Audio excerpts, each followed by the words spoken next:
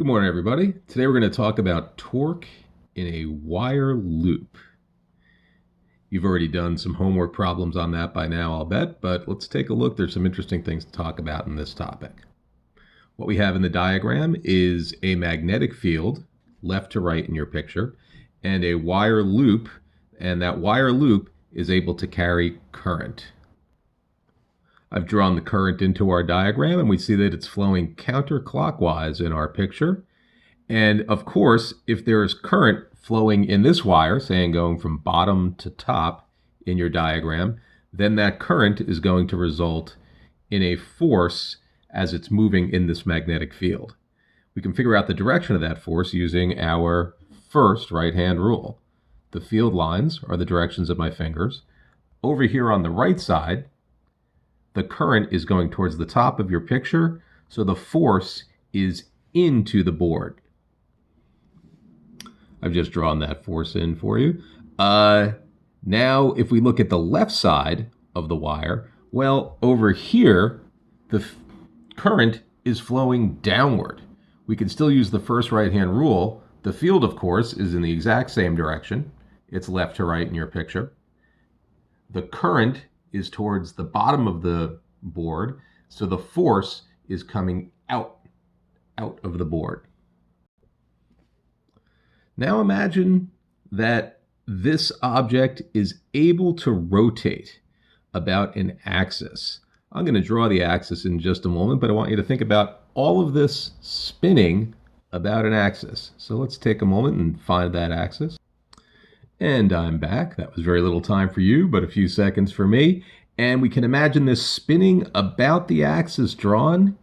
And of course, the torque then would be this force times this distance, but this force is coming out of the page, plus this force times this distance, but of course that force is going into the page. At first blush, you might say, well, wait, wouldn't those torques cancel one another out? After all, the forces would cancel one another out. But of course, torque being a rotational vector, it would spinning out of the page on the left is the same direction as spinning into the page on the right. So instead of canceling one another out, those two torques, in fact, add together. Whoa, what just happened? Look, I've changed our loop. It used to be like this, but now it's like that. It's longer and narrower. Now, I want you to think for a second, what would happen to the torque if I have a longer but narrower loop? Hit your pause button and think about that for a moment. So let's think this through.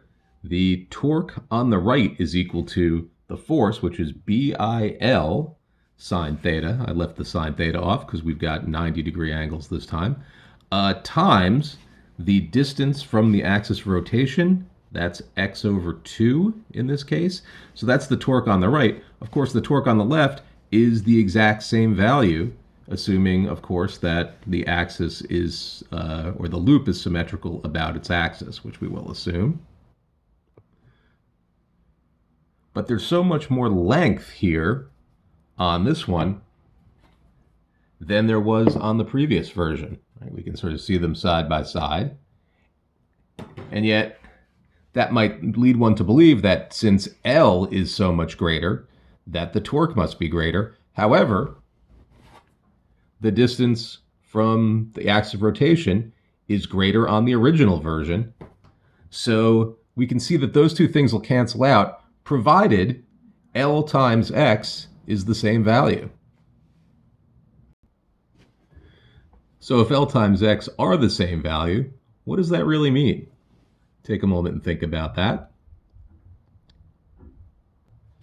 Did you hit your pause button? Of course you did. So if L times X are the same value, then that means that the loops have the same area.